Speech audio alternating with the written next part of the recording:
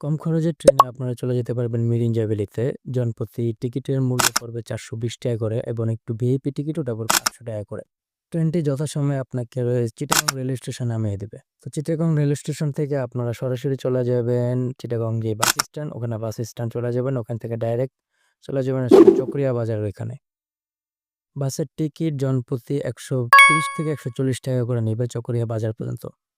তো মোটামুটি ১ থেকে ১.৫ ঘন্টা টাইম লাগবে চকরিয়া বাজারে আসতে। এখান থেকে আপনারা লোকালভাবে চাঁদের গাড়ি পেয়ে যাবেন, জনপ্রতি ভাড়া নিবে ৳৮০ করে। চকরিয়া বাজার থেকে মিরিঞ্জা ভ্যালিতে সময় লাগবে ৪০ থেকে ৪৫ মিনিটের মতো। আর আপনারা যদি গাড়ি পুরাটা রিজার্ভ করতে চান সেক্ষেত্রে ৳১৩০০ থেকে ৳১৪০০ করে আসলে চাঁদের গাড়ি খুব সহজেই পেয়ে যাবেন এখান থেকে।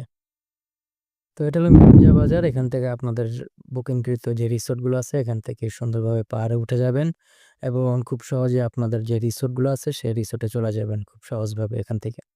তো ভিডিওটা ভালো লাগলে শেয়ার দিবেন এবং কমেন্ট করে যাবেন। আল্লাহ হাফেজ।